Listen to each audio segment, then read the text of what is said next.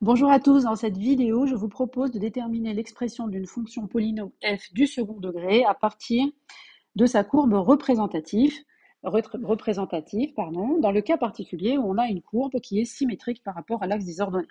C'est le genre de courbe que vous êtes censé étudier donc en première techno. Vous avez que ces courbes-là du second degré d'ailleurs à connaître. Donc ici, vous avez le graphique qui est donné, donc c'est ça le contexte, et on vous demande de trouver la formule de f. On ne l'a pas, on n'a pas l'expression de f. Alors on y va, l'énoncé c'est le suivant, soit f la fonction pardon, dont la courbe est donnée, donc là c'est le dessin qui est en dessous, déterminer l'expression de f. C'est-à-dire qu'à l'arrivée, on doit avoir f de x égale, et on doit trouver la formule, on ne l'a pas, on va la deviner. Pour la deviner, on va s'aider de quelques indices donc, qui apparaissent sur mon graphique.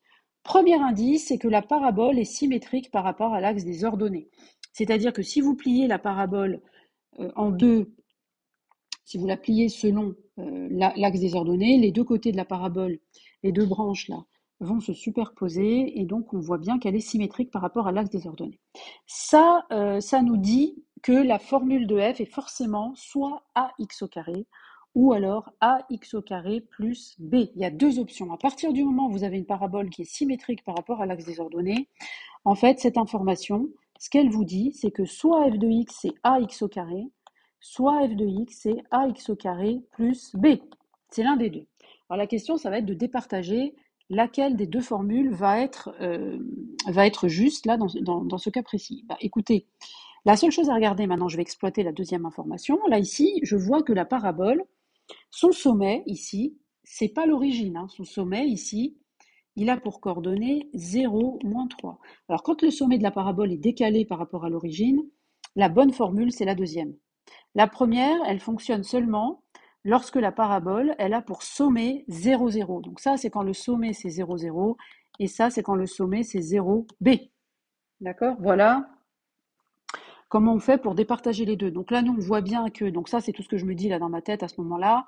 Et là, du coup, je sais que je vais expliquer à mon correcteur que la parabole, elle a pour équation f de x égale ax au carré plus b. Et d'ailleurs, je vais aller un peu plus loin parce que comme je connais mon cours, je sais que le b qui est dans la formule ax au carré plus b, ça, c'est b en fait. Hein. C'est lui b. Donc ça, c'est du cours. Le b qui est là, c'est l'ordonnée du sommet. Donc là, déjà, je peux dire que la formule de f, c'est ax au carré moins 3. Parce que celui qui est ici, en fait, c'est b, c'est l'ordonnée du sommet.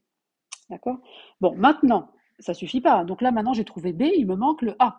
Donc il va falloir que j'utilise une autre information qui est sur le dessin et qui va me permettre de trouver a.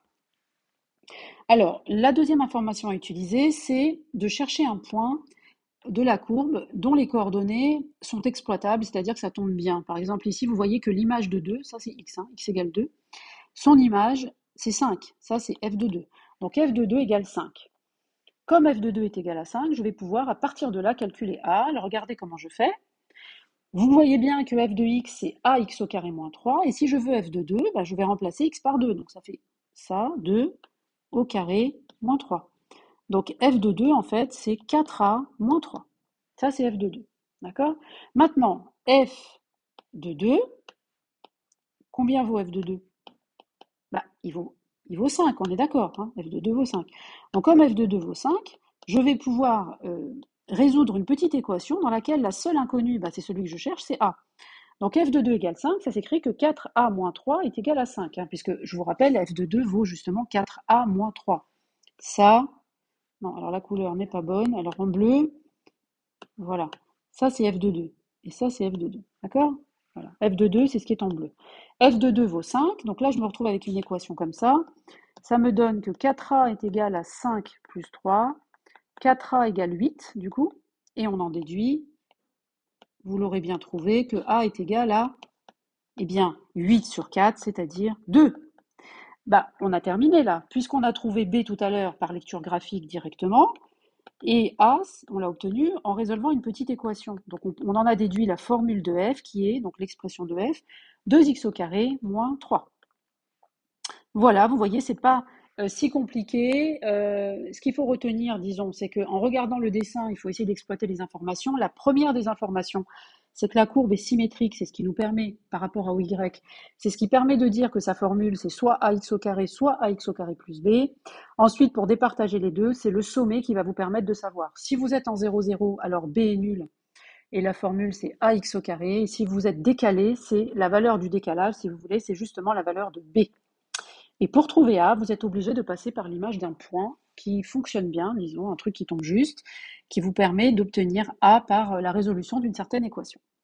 Voilà, pour ma part, j'en ai fini avec cette vidéo. J'espère qu'elle vous a plu, qu'elle vous a aidé. Je vous dis à très bientôt pour une prochaine vidéo.